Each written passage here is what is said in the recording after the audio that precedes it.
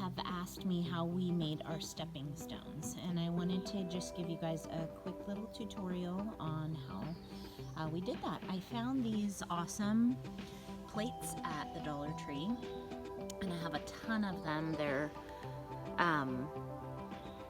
just cheap plates, probably have a lot of lead paint in them, but they're easy to work with and fun. And I just stole a hammer from my husband's shop. I have a towel that I don't care about, and this is the really fun part, is you just turn your plate over and then cover it up with a couple layers of towels. You don't want, you want a little bit of cushion, but not too much. And then you just have fun. Take your anger out. Taking my Corona anger out right now. Just kidding, but kind of, not kidding. And then you can kind of just open it and look at it and see what kind of, you don't want to hit it too much, as you see.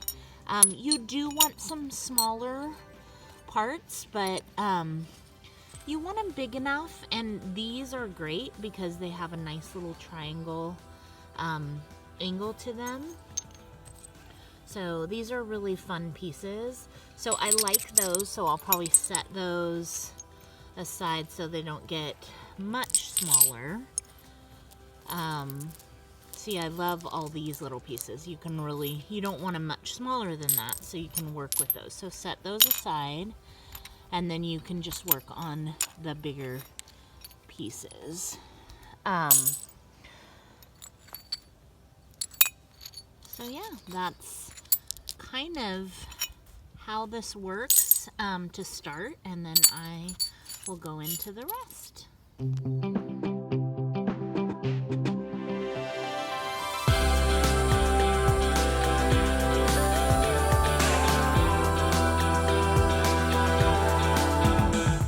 The next thing you want to do is, I usually set my pattern up on a small paper plate. They're kind of the smaller ones, and they're basically the same size as your smaller pie plate. And you can get a larger pie plate. I mean, the stepping stone that you make, it depends on what your vessel is, but we just use the small ones, and the plates are comparable size. So what I did then is I just went ahead and I laid out my pattern. It's kind of like a puzzle, and you just use your imagination, and I clearly have a ton of pieces to choose from. So I just went through those pieces and I laid out a pattern on this small paper plate, and I kind of did like a fall tree. And then I also did this one in an extra pipe pan that I had, and it's kind of some tulips or some flowers in a flower pot. That's kind of what my brain sees, at least. So that's the next step and what you want to do, and we'll move on to our next thing.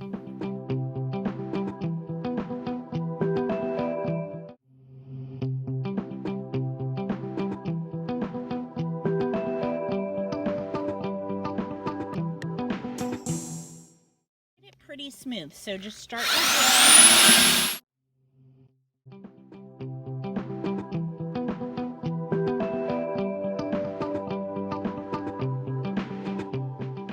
you want to get all of the cement to really incorporate well, so you don't have any tiny little dirt clods or anything in there.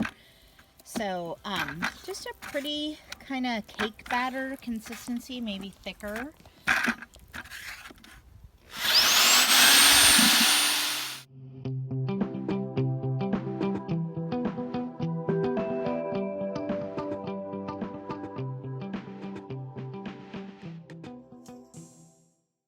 And now you want to use your vegetable spray, and you want to spray all around the edges pretty generously. You're going to scoop your cement into your pie plates,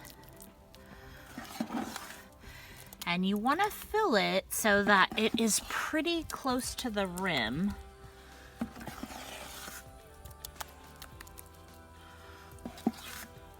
And you can kind of shake it down so it levels out a bit. And it smooths itself out, which is nice. Now it's the time to transfer your design onto your cement. So it's not going to look exactly the same, but basically you're just repeating the pattern as best you can. It's important to sink the tiles into the cement so you don't have sharp ridges. If your tiles sink too much, then your cement is too diluted and you're gonna have to remix, but here we go.